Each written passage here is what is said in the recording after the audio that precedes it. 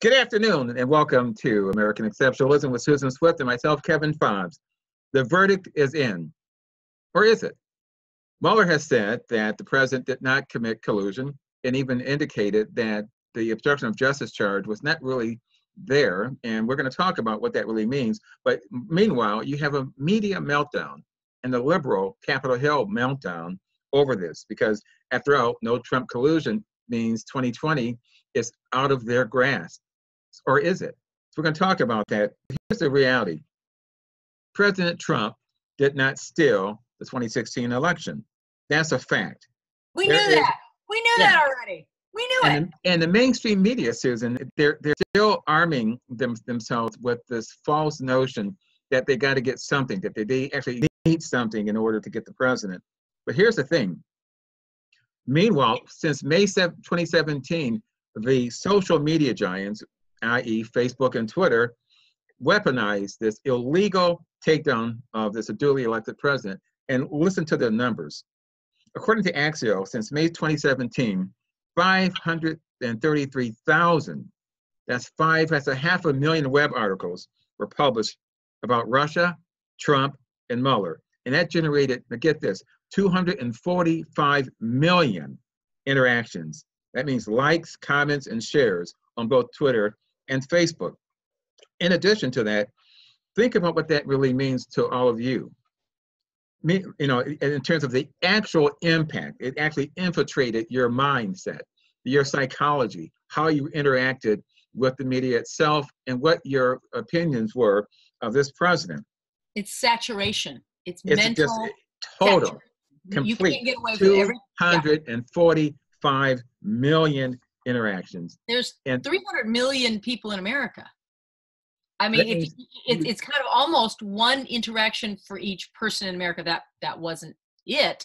But when you've got that kind of saturation in social media and everywhere around, it does permeate. It percolates and it saturates the entire population, which was the media's goal. Exactly. Now, and what that meant for America, you have this special counsel, Robert Mueller, and his probe, and not finding evidence, but we didn't know that at the time. Actually, we did know that because yes, we did. That's the whole thing. This is an illegitimate. This has been a 2-year-long illegitimate usurpation of power. They appointed this guy because they wanted to undo the valid election of 2016. What I'm saying, I understand that, Susan. And I'm with you on that. Yeah, I'm very passionate about this. This has been a hoax from the get-go. But I believe that there's a method. We can look at this, that their method, and eradicate each and every instance of their method and how they approach this. And I think that it started, and actually, they're saying that this is the end of the beginning. And it's not the that's right. Now we're in the middle of the beginning, because the next goal is no matter what, they are not going to, just like they did not accept the results of the election. They still can't believe, their heads are still exploding over the fact that Donald Trump was elected. And that meant one of two things: either the American populace like Donald Trump more than they liked Hillary, or they hate Donald Trump less than they hated Hillary. Those are the only two choices. And for whatever reason, Hillary lost, and she lost legitimately. Donald Trump beat Hillary Clinton like a rented mule, legitimately. He won the election. Yes, he did. We knew that. We knew that in 2016. But here's the thing. And you remember, right after the election, they tried to marginalize the electors. Yes. Remember, 2 days later, they said they tried to unseat or even ask electors to not vote in their individual states for the president. Right. This is all the attack on the Electoral College. When you're saying the electors, it's the Electoral College. They went to the individual states and say, look, you don't have to cast your vote. You can still save this. That's why today we keep hearing articles about, well, should we really redo and rethink the whole Electoral College? Maybe it's not really fair because it's a democracy. No, it's not. We have a representative republic. And what they are trying to do is they're trying to shred the Constitution so that we go to a democracy, which is a straight vote, just a majority vote, and that's mob rule. That's why they tried to move the electors at 2016 so that they could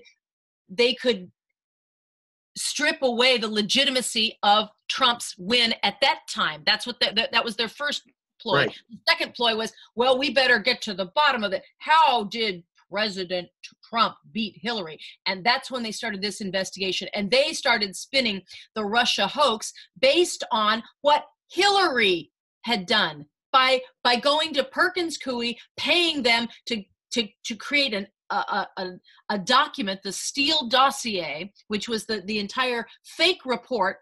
Michael Steele, MI6 guy from Britain, so that makes him legit, right? He concocted an entire false narrative with Russian hookers peeing on a bed in a hotel and attributing all of this to Trump. And now we know it's all fake. We believed it was fake for a long time. Now we know for sure it was fake. They organized that whole thing.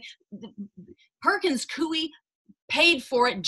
Fusion GPS was the one that put it all together, delivered it over to, made sure it got into the hands of former Senator John McCain, who waltzed it in to make sure that that Comey got it in front of Trump, because it was not news. This entire false narrative, the Golden Showers dossier, was fake. Everybody knew it was fake. The whole town knew it was fake, and they couldn't report on it. They couldn't vet it. So what they did is they said, look, if we could get it to Trump, and once he's read it, then we can say report on it. Read it, and we can report on that. And that's how they did it. And that was Comey's job. He got it in there. Then he walked out, as soon as he's out of his official meeting with Trump, he walks down and he probably texts on his phone, or he picks up his phone or emails and said, okay, it's done. He saw the report. And bam, now the entire news organization can gin up and say, oh, well, President Trump has been briefed on this dossier. It's called, the Russian, the hookers in the bed, all of that. That's how they rolled out the fake Russian hoax. That was the basis. That entire dossier, that is the only basis for the FISA warrant. FISA is this secret court that you have to go into to get permission to surveil anybody in the government or anywhere else. That's what they use, and it's false. This entire thing has been false from the get-go, and so they had to go and get Robert Mueller, who has so much gravitas, and he is so well respected on both sides. He needs to investigate and get to the bottom of this for 2 years, and now we know for sure. The one thing, this is fake. The entire Russian hoax is fake. It's because it's fake. And here's the thing, so you understand. On Friday, after a half a million web articles being published, 245 million interactions, this is why it's important to understand what's happening and what did happen. Because on Friday at 5 o'clock Eastern Standard Time, that's data dump time, by the way. Friday data dump. That's it. Oh, and we're all doing the weekend, and nobody's going to read it. Poof, data dump Friday, 5 o'clock. Yeah, you had the special prosecutor released his report to Congress, and he also said that there would be no further indictments. That's when the Democrats went into panic mode, because both exploding. both indictments and sealed indictments, because if he had said we have sealed indictments, that could imply that the president, his family members, and anyone else attached to it in the White House were still under suspicion for possible indictment and involvement in a, quote, collusion, conspiracy action. It didn't happen. That's when they went into meltdown. Not when when you had Barr, the Attorney General, release his summary on Sunday, because on Saturday, the very next day at 3 p.m. Eastern Standard Time, you had Nancy Pelosi and Chuck Schumer and all the other Democratic honchos and all the committee chairs in the House meet to deal with this issue, because they knew what that meant. It meant that the president would be exonerated, that the president did not collude, that the president was not involved in obstruction of justice. That's what it meant, because he was not going to go to jail, and especially not to court. And that's when it made it. So they got everybody in the same room. They got all of the heads of the DNC, basically the House, all together, and said, we've got to corral our message. That's when they did their whole messaging, which has been rolling out ever since and will continue. Exactly. And I think that's why it's important to understand how this process is going to be working and what you're going to see, because, Susan, we talked also about before about the comparison between the Trump presidency and Richard Nixon and his Watergate scandal. And why so many Americans, 40% to 50%, were so easily manipulated. Well, they weren't really easily manipulated. You have, again, 533,000 articles coming at you, over a span of 2 years, and 245 million Americans interacting with that. You're not easily, you've been manipulated. You've been actually psychologically attacked. It was not easy. It wasn't. It was the media doing a propaganda move. The media is a total, I call it the make-believe media, because they make it up and then they make you believe it. That's what they do. And this is, we have now seen 2 years of the make-believe media making up the news about the Russian collusion with Donald Trump and stealing the presidency that was rightfully owed to Hillary, the Queen Clinton. That was for 2 years. It took them 2 years to keep that in the mind. That's a substantial propaganda effort. And it also and Susan, again, the election was not stolen.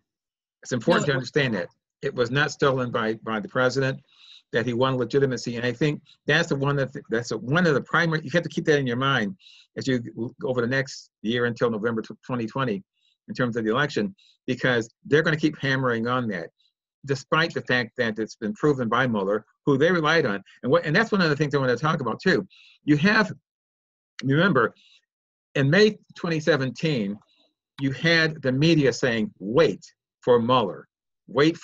And since that time, for the 22 months, it was wait for Mueller, because his decision is final.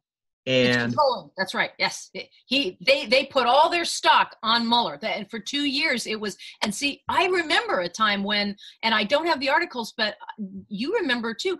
For a while, the Democrats were saying we just need basically Robert Mueller's conclusion. We don't need to see the report.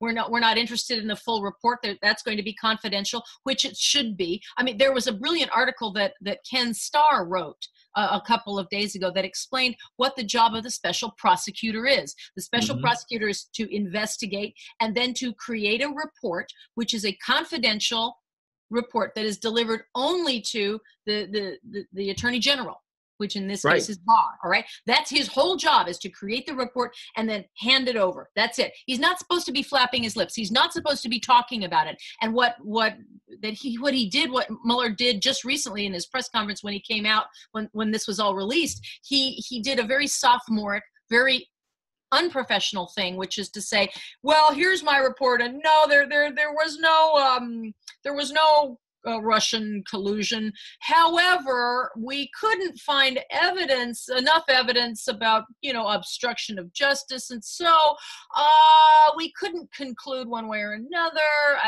Trump has been exonerated. He kept talking on and on and on, like a law school exam. I think it was David Horowitz who mentioned that. Yeah, he just said, this is like a law school exam. One side versus the other. Here's some facts. Here's some law on both sides. That is not the function of a special prosecutor.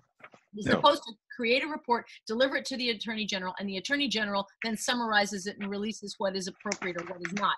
And now that the Democrats know, wait, what?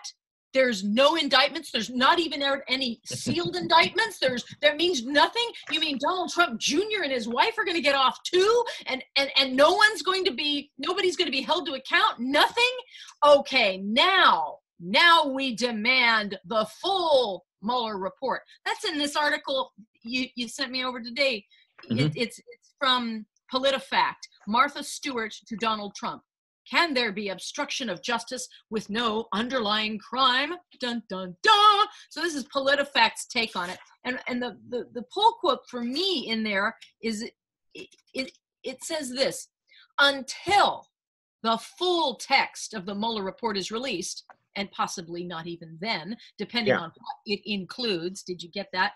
Yeah. We won't know which of the three elements of obstruction, if any, would have been provable. Okay, let's read between the lines on that. What that means is they are never going to accept Mueller's conclusion. They had put all their stock in Mueller saying, yes, there was a Russia fix and Trump's had Russian collusion somehow. Now that he's come out and said no collusion, they are refusing to accept that. Just like they refused to accept Donald Trump winning the election, they now are refusing to accept Mueller's report that there was no collusion. There was no Russia collusion and nothing. And what they're saying is, we won't know, and therefore you must give us the report, because Robert Mueller hinted in there that, well, I've mentioned a few things that the report has sets out evidence on both sides of the question. That's the law review, the law school answer, like Horowitz talked about, and leaves unresolved what the special counsel views as difficult issues of law and fact concerning whether the president's actions and intent could be viewed as obstruction. So what that means is, now they say, I want the report. We want the breadcrumbs so that we can send it over to the House and Pelosi, and we can begin impeachment proceedings. I want all of the documents and everything that Robert Mueller can produce so that I can begin impeachment, because the election was still stolen. In their minds, they have not accepted that. So Mueller's report, that's wrong too. We're not going to accept that. We must now move for impeachment based on the fact that he didn't rule out obstruction. I don't know how you obstruct something that didn't happen, but they're going to find a way, I'll tell you that. That's the next goal. They are going to move along with impeachment proceedings because they have to dislodge a valid president. This makes me so upset. They are trying, it is a silent coup. They are trying to use our laws to delegitimize a legitimate election because they don't like the results. They want a do-over. This is all that they're doing with this report. See, here's the thing. I am looking, and I read over his executive summary that he sent to Congress, and it was released to the public on Sunday in terms of Attorney General Barr. And he said in here, generally speaking, to obtain and sustain an obstruction conviction, the government would need to prove beyond a reasonable doubt that a person acting with corrupt intent engaged in obstructive conduct with a sufficient nexus to a pending or contemplated proceeding, and cataloging the president's actions, many of which took place in public view. The report identifies no actions that, in our judgment, constitute obstructive conduct, had a nexus, which means a connection to a pending or contemplated proceeding, and were done with corrupt intent, each of which under the department's principles of federal prosecution guiding charging decisions would need to be proven beyond a reasonable doubt to establish an obstruction of justice offense. Right. To boil that back down, it's three elements. There's three elements to prove obstruction. The existence of a pending federal judicial proceeding, right? That's what's going on, is an investigation into the Russia hoax. That's one. Russia. Right. Russia hoax. That was there. So the second element to prove obstruction of justice is that the defendant's knowledge of the proceeding. Well, Trump has known that there's that they've been trying to get the connection to Russia hoax forever. So did the defendant know? Yes. There is a federal judicial proceeding going. Yes. Okay. Here's the third thing. The third element is the defendant's corrupt intent to interfere with or block somehow that proceeding. That's the only other element that we're talking about. Okay. So yes, there's a federal investigation going on. Yes, Donald Trump knew about it. And then the third thing is, how was did he interfere? I guess the sub thing is, did he interfere? And if so, was it with a corrupt intent? And that's what we now know. Barr and Rosenstein determined that the three elements that were required were not met. Boom. End of story. Yeah. Okay. And for this article to go on and say, well, we won't know which of the three elements of obstruction, if any, would have been provable. Excuse me, we just proved there was a federal judicial proceeding. The defendant knew, which is, Donald Trump. And the third element is, corrupt intent to interfere. That's the only element that's left, is corrupt intent to interfere. Well, we know from their conclusion that these elements were not met, but that's not enough. They want to know, well, what were the facts? What were the little bitty, we need breadcrumbs because we've got to impeach him somehow. That's all they want. On Friday, the special prosecutor also indicated that there was no interference by the Trump administration to stop, block, marginalize, minimize, cut off funding, whatever, to his investigation into those allegations.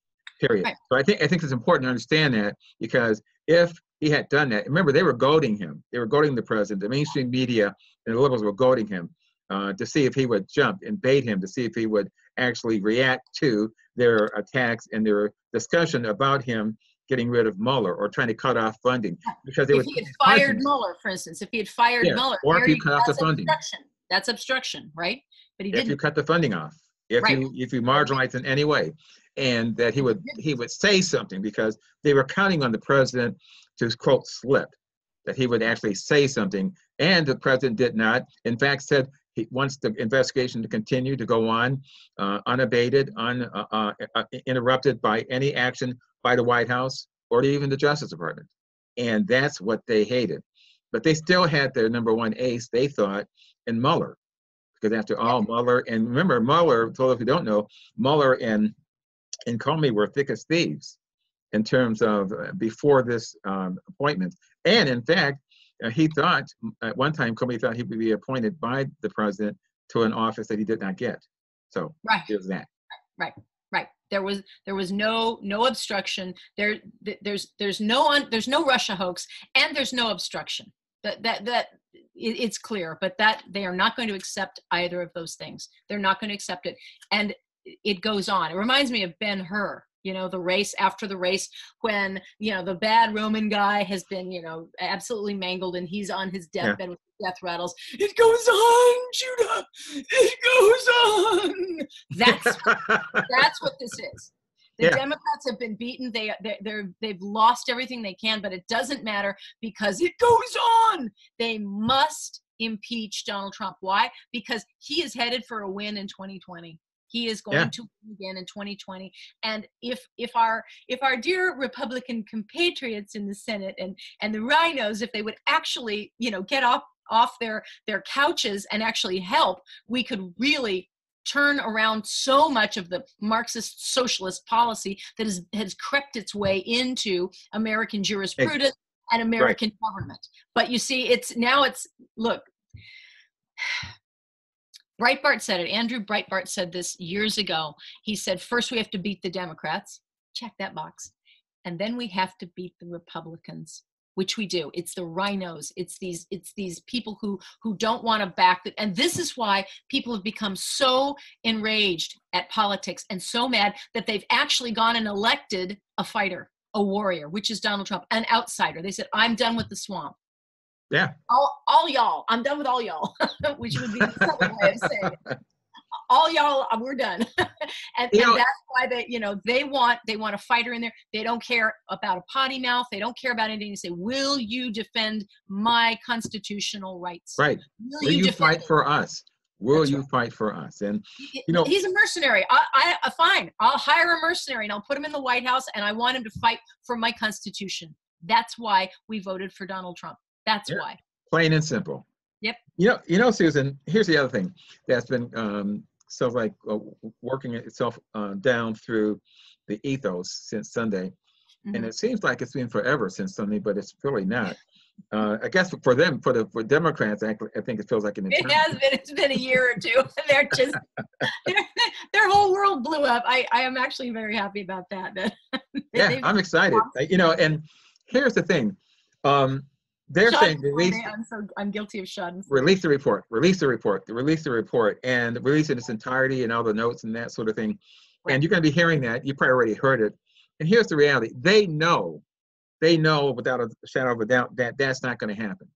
It can't happen. And, it's a matter of fact, the Attorney General talked about that in his executive summary to the Congress. He said, based upon my discussions with the special counsel, in terms of Mueller, in my initial review, it is apparent that the report contains material that is or could be subject to Federal Rule of Criminal Procedure 6E, which imposes restrictions on the use and disclosure of information relating to or occurring before a grand jury. Now, that seems obvious all of them. Well, yeah, but that's a good point to make, which is Yeah, we are going to protect, the Attorney General is protecting the sanctity of the grand jury. exactly. Period. And that's his job, because if you, and see, that would be an interesting line of attack if the Democrats continue to hammer for, we want the report, if they actually get it, would they go and target the grand jurors, the grand jury? That we know that they do that. They sick mobs, SEIU and brown shirts. They sick people on, Antifa.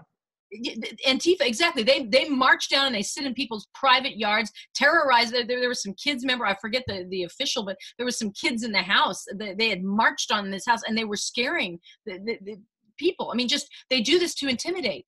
And if you release any details about what the grand jury thought was important or what wasn't, what they're going to do is they're going to turn on that and go after it. What about all of the different witnesses they called, like over 500 or something? I mean, it's crazy. What about every article? They're going to sift through. They will look. It's second guessing the special prosecutor. So where is the rule of law? If you can undermine the special prosecutor, what's the point of the special prosecutor? If you can undermine the attorney general, what's the point of that? If you can undermine the grand jury, what's the point? This is a shredding of our laws. Either we agree to a set of laws in like a board game for children. Either you agree to a set of rules and you play fairly by them, or there's no way to play. There is no board game. There is nothing. And that's the danger of what these Democrats continue to do. They shred the rule of law. They shred our Constitution. Now they're going after the grand jury. I mean, indirectly, by demanding this report, which is outside the law, there is no precedent for turning over this material. But that's what they're going to do. Is if they can't get it, they'll keep spinning it as, well, we'll never know. Just like this pull quote out of this PolitiFact article, until the full text of the Mueller report is released, we won't know, basically, what would have been provable. Meaning we won't accept. We don't accept. Exactly. Yeah. We are never going to accept it because why? Because Trump's not guilty. Yeah. He never was. He was innocent from the get-go. And that's why this entire, how much money has this cost us? You and me. Right. How much has this cost us? We've paid millions and millions. Look, with the cost of this special investigation, we could have built the wall 3 times over, I'll bet you. Well, right? Here's something that's interesting too, Susan, and relating to the grand jury. You're going to be hearing this over and over again, but they will not talk about the legality and what the Attorney General is trying to do in terms of protecting the sanctity of the grand jury process. Think about this. ABC, CBS, and NBC, since 2017, their negative coverage of the president, 2,284 minutes, ABC, CBS, and NBC. That means that averages out to 3 minutes per coverage day for 791 days, and 92%, that's 92% negative coverage of the president. So not a big surprise for any of us to understand what that was doing to you in your home, at your business, or just riding in your car when you're listening to that or seeing that on your phone or your iPad or your tablet. And so you're going to be hearing this over and over again. And that's why you should not listen. You should not pay attention to this kind of invasion of sanity. This is really insane. When you think about the coverage, there's no place in America, there's no president in America that's been under attack, Republican or Democrat, like we have seen the mainstream media, ABC, CBS, and NBC attacks on this president. And again, think about that. If you were part of a grand jury, and those grand jury deliberations are secret, you're part of that, and the next thing you know, you wake up in the morning and you see Antifa at your door trying to get in, breaking your windows, egging and intimidating your children. That's what they want. That's what they want when they talk about release the full report in its details. Yeah, it's very dangerous. It's very, very dangerous because they want to loose the hounds. That's what they want to do. They want to let slip the dogs of war, if we could, quote a little Shakespeare. That's what they want to do. And the dogs of war are the media. That's what they are. They are so determined that because again, and we're going to talk about this on a future show, they are trying to capture capture 16-year-olds to vote. They have been propagandizing for 30 years through the education system, trying to propagandize young people into voting for socialism. That's the goal. And they want to shred our, the only thing that stands between us and a socialistic state, a totalitarian, tyrannical state, is the Constitution, and more importantly, even than the Constitution, the enforcement of the law that the Constitution is out. If you don't enforce the law, there's no point to it. We've just today, we just found out that Jussie Smollett is the poster boy of fake hate. Okay, he just got off. He just been, they didn't even tell the chief of police in Chicago. They just, the DA came out and said, well, all of the charges were going to be dropped. He paid a $10,000 fine, and he's already served community service. He's going to go free, and his record will be expunged. Tell me that there is not two tiers of justice for some people. Right? There are the liberal connected people, the ones who have connections to Obama, the ones who have connections to the Democrat Party, and they've got the fix in for them. And then there's the rest of us. Right. As if we had dared to, the crime never happened.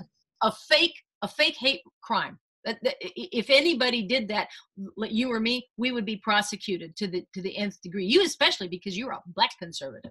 You're the worst, right? Yeah. So they go after you. I know you are, and I'm the next one. I'm a conservative woman. They don't like me. But we have to toe the line, and we have to obey the law. But Jussie Smollett, he's liberal. He's been an activist, for most of his life. He's in the media. He's he's been on Empire. He lost that job. What do you bet he gets it back, by the way? He'll get it back because after all, the crime didn't exist because it's expunged. So expunged. Yeah, didn't exist, didn't occur. Right. The video doesn't really mean anything. And what he put those families through that did not get the police coverage, and for those who lost lives or were attacked on the streets of Chicago, doesn't mean anything, because it doesn't mean there's no respect for the law by liberals. It's just a plain fact of the matter. So it doesn't matter that Smollett can tie up detectives' time, Chicago's time, while other crimes go uninvestigated because of this. Doesn't really matter, because you liberals, those who are watching today and are probably turning it off, it doesn't matter to you.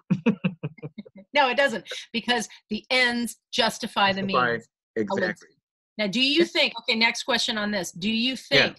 That our tepid little rhino Republicans in the Senate, do you think that they might actually maybe investigate how this 2-year hoax was perpetrated? Do you think they're actually going to get to the bottom of this and maybe investigate who got the idea for a Russian hoax? Maybe like the DNC getting their emails hacked and that whole John Podesta phishing thing? Are we going to investigate any of that, do you think? I think, again, I have to say that Senator Lindsey Graham actually has, how can I put this? Based upon what I saw in the Kavanaugh hearings, he actually stepped up, because before that time, Lindsey was kind of, tepid, in my opinion, wishy-washy. Flaccid. Okay, I won't say that, but I'll say tepid.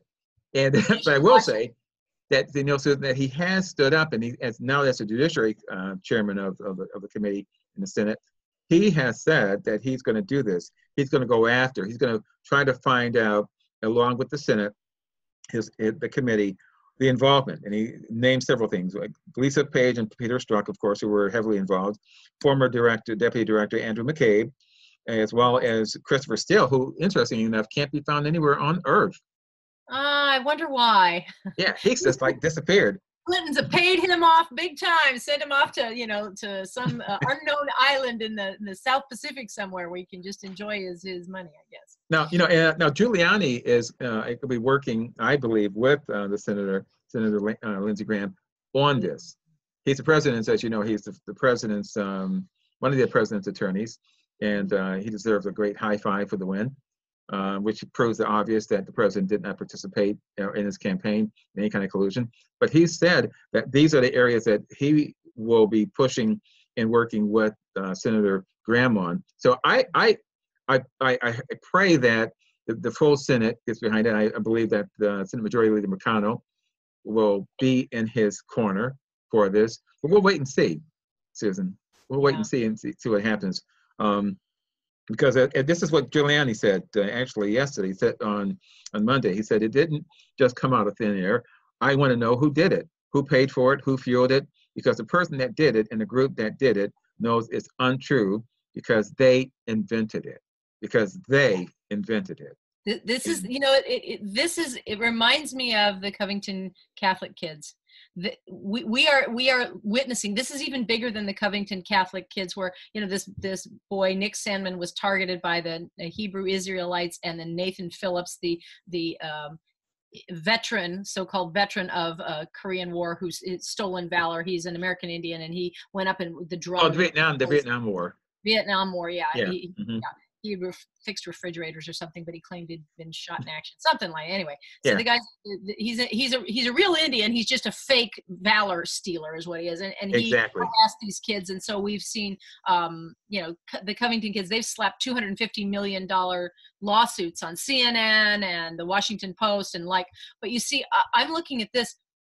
That pales in comparison to what has happened here. Just think of the millions and billions of trillions of dollars possibly that the media have spent coordinating with all different people inside of Congress, inside of the bureaucracy, to foment and to continue perpetuating this libelous, slanderous attack on the legitimacy of our elections. They've undermined the legitimacy of our entire electoral process. That's what they've done. And they've done it in print. They've done it in speaking, all over. Where are the attorneys that can go after that?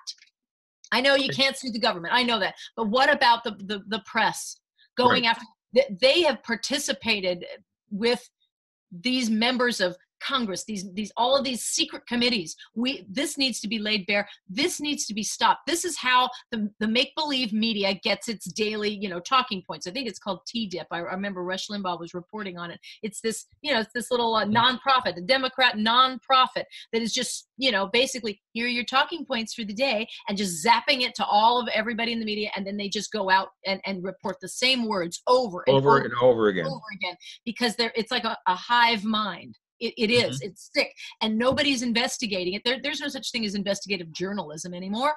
But where's the accountability for that? That you can just, how come our media can go for 2 years and just continue to spew unsubstantiated facts? The reason they do it, it's a fig leaf. Oh, well, the report said, I heard somebody read the report, and therefore, then they spin all of this stuff and they repeat it over and over again. Where's the accountability? Where are the lawsuits against the media for this kind of saturation, this false, fake saturation of disinformation? This is propaganda at the highest level. Giuliani said, he was on CNN, and he said, where's the apology? And they refused to apologize for it, period. They weren't wrong. Because it's a good business model. It makes money for them. And to do otherwise would be to cut off their flow of income. Lies are profit center for liberals. They make money. They make millions, hundreds of millions of dollars off of lying. And the American public needs to know that. Yes.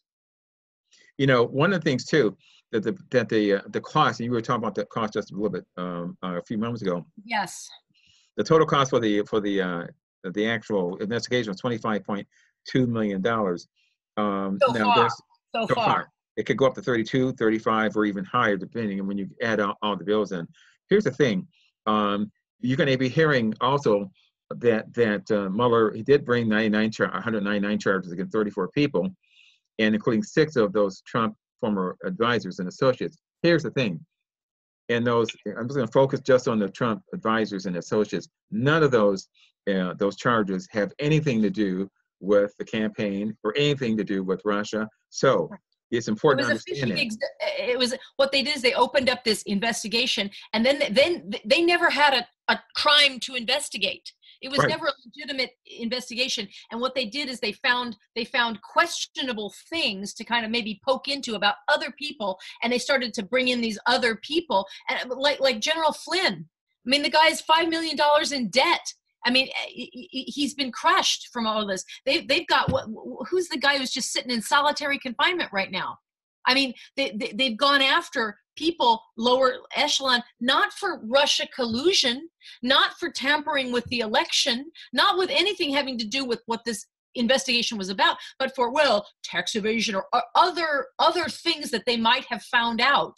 And they've gotten these guys to plead to. I mean, this was and you end up, like you said, Susan, and a witch hunt. You end up with, in this witch hunt, with completely unrelated charges. They have nothing to do with Russia. And getting back to General Flynn, he was set up. He was set up by the acting Attorney General at the time. And so he was set up. And even in the report that was submitted by the FBI investigators, they said he didn't lie. Right. He didn't lie, but he was charged with lying. Yeah. Mueller charged him and convicted him for lying when the report said he never lied. Now, how does he get his life back? And shouldn't someone have to pay him restitution? Exactly. This is so unfair to do. This is the fear of everybody. Look, these are, little people, that the government is so powerful that they can come in, they can find, they've said that, everybody commits at least 3 felons a day unknowingly, because there's so many federal laws, right, and rules that people are breaking. So you're just trying to fill out your taxes, and you're doing what you think is okay, that you can deduct this or take a percentage of that, whatever. You're doing the best you can, right? And then they come in and they get you later, because they want to shut you up. I mean, we're seeing that there are 2 different justice systems in this world. There's for the politically connected, and then there's the rest. And in the rest, if you are targeted by the government, by anybody in the government with any kind of power, this is exactly what we rejected when we got on ships and came over here. And this is what we rejected against King George and all of the House of Lords and everything. This is why America was founded, so that there was one law to govern all of the people fairly, and that it didn't matter if you were a king or a peasant. It didn't matter. It should be, the law is the most important thing, and that it should be applied fairly. And this is what has corrupted our country. We are no longer as we were founded. We are no longer a safe place where the rule of law can be applied fairly to everyone. It is all about, perks and who contributed to this campaign or that, and who's in on the inside, who's in the swamp. Those are the people who get the fair treatment, quote unquote. Jussie Smollett, he just walks. He gets to make up fake hate crimes. He gets to make them up. And there's slap on the wrist, $10,000. The guy was making over $100,000 an episode of Empire. So he paid a $10,000 fine. I mean, that's nothing. Here's what I would do, Susan. In relation to Smollett, all those families that did not receive the kind of investigation that they thought they were entitled to, I would go after Smollett. I would sue him. Yes. That's what I would do. I'd sue him, and I would do a class action against him, and say that this guy, because of what he did, it created or it resulted in irreparable harm to me and my family. That's what I do. It shifted resources, governmental resources, which we all pay for, which we all fund with our taxes, and our everything. That's what it's for. There's a finite number of police officers, just like there's a finite number of border patrols, which are being overwhelmed by the newest waves of immigration, illegal immigration coming through. And so you've dedicated a certain amount of money to this department, and it was wasted by Jussie Smollett, and he knew it, and he didn't even apologize for it. No. He went out, he portrayed himself today as a victim. And he said, I tried to tell the truth, as I am my mother's son. He said some sort of line about that. I couldn't be my mother's son if I was lying. It's like, but you did. Yeah, it's incredible. You did. You put a noose around your neck, Jussie, and walked through the streets holding your Subway sandwich, and then blamed it on some white people wearing a MAGA hat when you had paid the Nigerian brothers $7,500. I just wonder, did the Nigerian brothers get to keep the money? Just asking. I mean, this is crazy.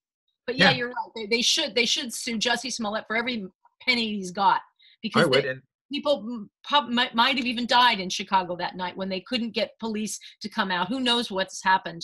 What crimes went unsolved or undetected or unstopped. Right.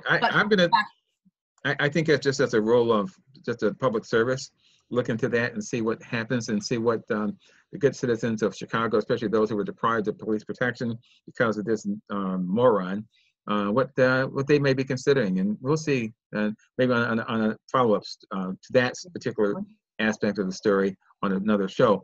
So in the end, Susan, does this mean, as Senator Graham said, this is a good day for the rule of law, a great day for President Trump and his team, and a bad day for those hoping that the Mueller investigation would take President Trump down? Is that what the bottom line is for what happened on Sunday? My takeaway, I don't think it was a good day for the rule of law, because they used the law for 2 years with a special prosecutor to try to corrupt an election. So it shouldn't have happened in the first place. Yes, I'm glad that the result has come out the way it has. I'm sure the Democrats think that somehow Mueller has let them down. I do think it's a great day for President Trump, because now we have vindication from their own guy. Yeah. Officially, there was no Russia conspiracy to steal the election. The election was legitimate. Period. End of sentence. Full stop. It was legitimate. So stop right there. But yeah, I hope it is a bad day for Mueller, for those investigating the entire thing. I hope that whoever perpetrated this, and we know who it was. It's Strzok and Lisa Page, Perkins Coie, and GPS and McCabe and Rosenstein. All of that. We need to get to the bottom of that. And how did they knew it was fake? They knew that this dossier was fake, and yet they used it to hornswoggle a FISA judge at least 4 times. And somebody signed off on it. I think it was it Rosenstein who'd signed the FISA report? The fourth one. Yeah. They need to be investigated, because otherwise, what is the point of our law? Oh, that's right. Just so we could have the special people and then the rest of us. That's the point of the law. We need to be the Constitution. I agree with you, Susan. And you know what, my friends, we're going to look into this on an upcoming show, Getting to the Bottom of the Swamp. Ooh, yes. You. So again, deep waders. So thank you for joining us on this very special day, because we got a chance to, I think, feel great about the fact that what Susan says, what we already knew. The president did not steal the election, that the Democrats actually were so sore, so angry, so, how can I put this, torn up, as my friends would say, torn up from the floor up, about this result, that they engaged in this unbelievable attack on our democracy, on our Constitution, and on the 63 million Americans who voted for this president. So this is a good day for all of us, as well as our elections are legitimate. Our elections are legitimate. That's the takeaway from this. Exactly. So thank you again for joining us today on American Exceptionalism. God bless you, and God bless America. Bye-bye.